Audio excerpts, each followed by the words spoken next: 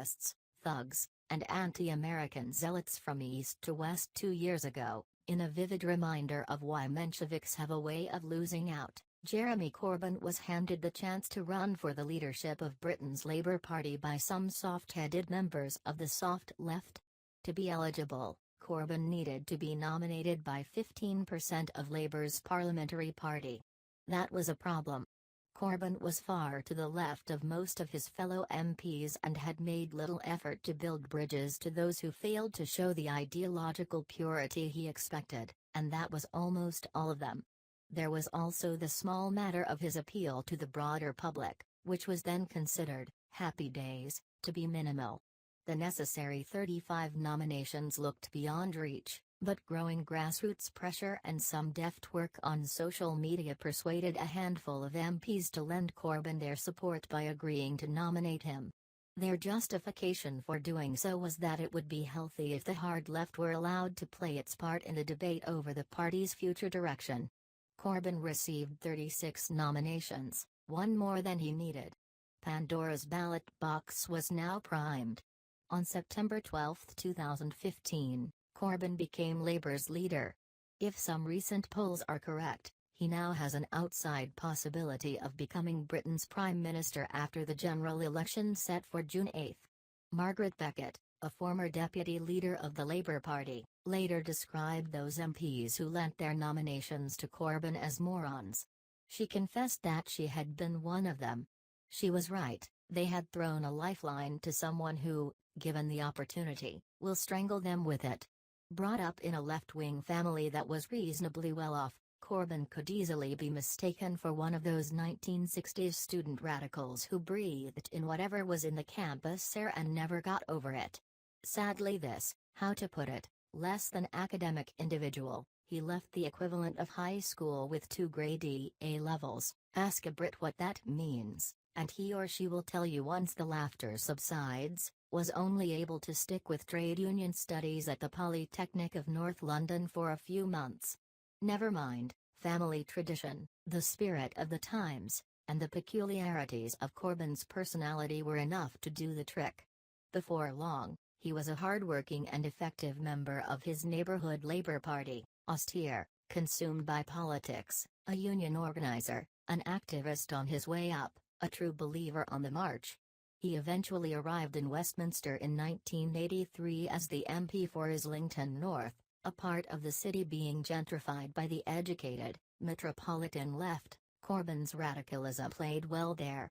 It was also a part of London that hosted a prominent Irish diaspora, something that may have reinforced Corbyn's focus on the conflict in Northern Ireland as the anti-imperialist struggle closest to home. It may have been an era of terrorism and sectarian violence in the province and of bombings on the UK's mainland, but support for the Republican cause, troops out and all that, was nothing out of the usual in the redder corners of the British left. Nevertheless, a number of Corbyn's associates took it further than most, and Corbyn then took it further still. It was Corbyn who invited 2 convicted IRA members, one of them convicted for explosives offences, to the House of Commons, to discuss, it was said, prison conditions in Northern Ireland, shortly after the 1984 IRA bombing of the Grand Hotel in Brighton that killed or seriously injured a number of leading Tories, while narrowly missing its main target, Mrs. Thatcher. It was remarkably tactless of John McDonnell, a long-standing friend of Corbyn's with intriguing connections to the IRA himself, to joke publicly in 2010 that he wished he could go back in time to the 1980s and assassinate Mrs. Thatcher. McDonnell will be Chancellor of the Exchequer if Corbyn wins, he apologised for the quip, but in 2014 he jokingly returned to his earlier theme, saying that there had been massive support for actually assassinating Margaret Thatcher. McDonnell was Corbyn's campaign manager in the Labour leadership contest. Corbyn's association with the IRA was more than a matter of one meeting in the House of Commons. For years, he had dealings with leaders of Sinn Féin, the party often labelled the political wing of the IRA, a distinction, despite denials, without much difference, at least at its highest ranks. In Comrade Corbyn, her excellent biography of Labour's new leader, Rosa Prince describes the reaction of Kevin McNamara, Labour's shadow Northern Ireland secretary. The party was in opposition at the time, and a supporter of Irish reunification himself, to Corbyn's decision to invite Sinn Féin President Gerry Adams to speak to a meeting at the annual Labour Party conference in 1989. Speaking of Adams, McNamara said that, as far as he was concerned, there is no place for people who defend murderers at the Labour Party conference. And yet, years later, Margaret Beckett was prepared to lend her support to the man who thought that there was. Corbyn now maintains that his actions helped pave the way for the peace process, an argument, Rosa Prince notes, dismissed by the Catholic Northern Irish writer Liz O'Hanlon, a fierce critic of Sinn Féin, when they, Corbyn, MacDonnell, and the rest, were out defending the IRA. They didn't know when, or if, that campaign would end. They still happily supported, or had an ambivalent attitude towards, Republican violence. They knew exactly what they were doing, and how their solidarity was used by the Republican movement to paint its murder campaign as part of some wider campaign for social justice. To call them useful idiots is to be naive. To lend one of them a nominating vote was, yes, moronic, but something worse than that, too.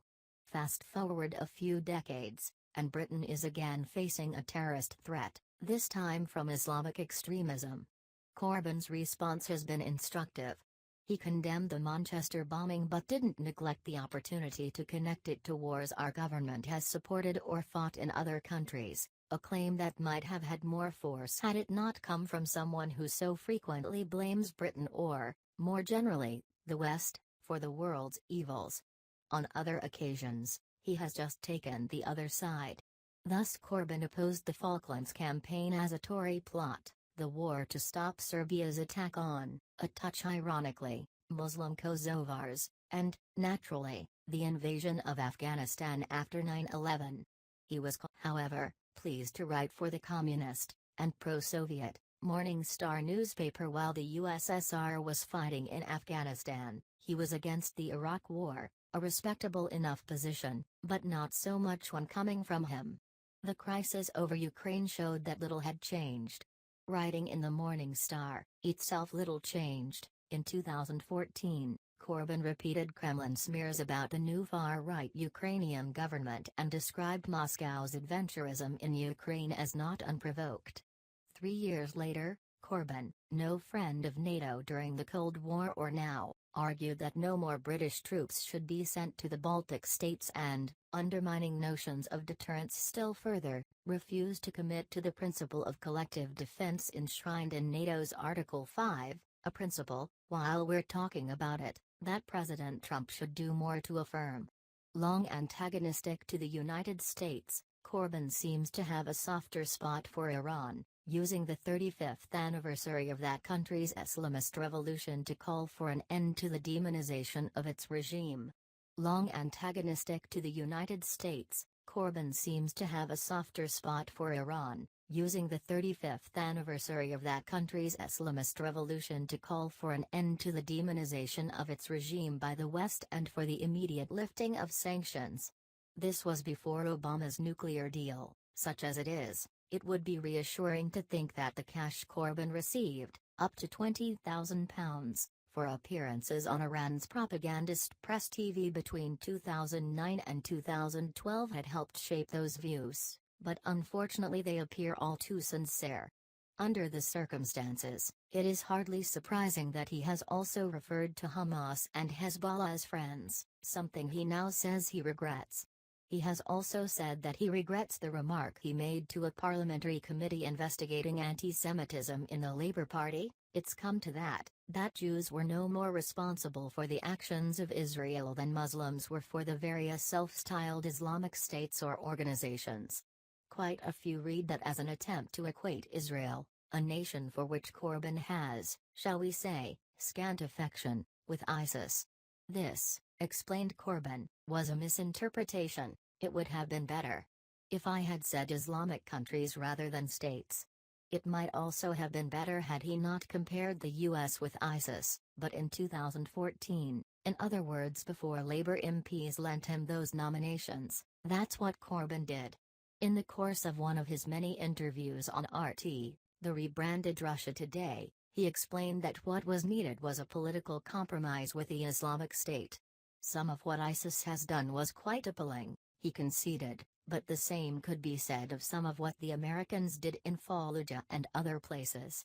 The following year, Corbyn told Press TV, them again, that the American assassination of bin Laden was a tragedy. There had been no real effort made, you see, to put Osama on trial.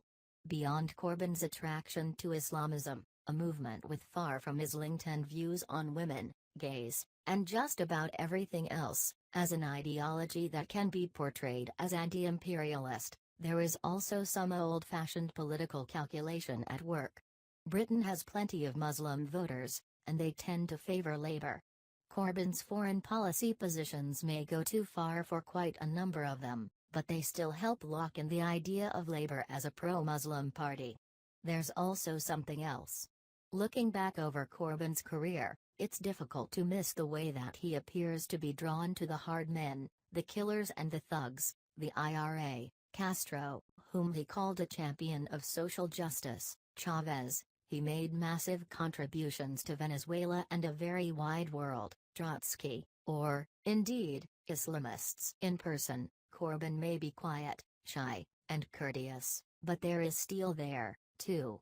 He split with his second wife over her insistence on an ideologically inappropriate selective school for their eldest child, as well as a whiff of sulfur, whether in his fanboy enthusiasm for those hard men, or in choosing to surround himself with an entourage of inquisitors, enforcers, and commissars-in-waiting, not least the clever, sinister MacDonnell and strategist Seamus Milne, a somewhat incongruous Stalinist among all the trots.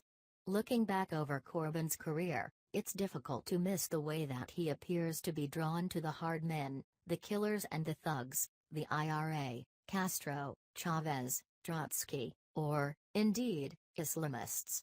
There is also the nastiness he clearly inspires in some of his followers. In Comrade Corbyn, Rosa Prince recounts the role that Corbyn played in edging out moderate Labour Party members in a constituency where he was active early in his career. Corbyn himself was never confrontational, but one of his contemporaries recalls that he would be part of whipping up an atmosphere of hostility. 3 decades later, Prince explains how the tendency for political discourse to turn ugly is writ large in Corbyn's Labour Party. His social media followers have shown themselves more than capable of bullying, sometimes purely political, sometimes including threats of physical violence, and, sometimes, when it comes to women at the wrong end of Corbynist wrath, disturbingly misogynistic. Prince adds that some of those who have found themselves on the receiving end of such treatment feel Corbyn and his allies have failed to do enough to address it.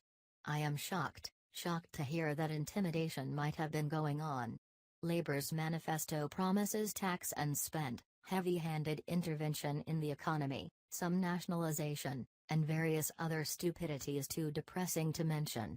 That's all bad enough, but if Labour were to win and Corbyn and his team tightened their grip more, what follows would be much, much worse.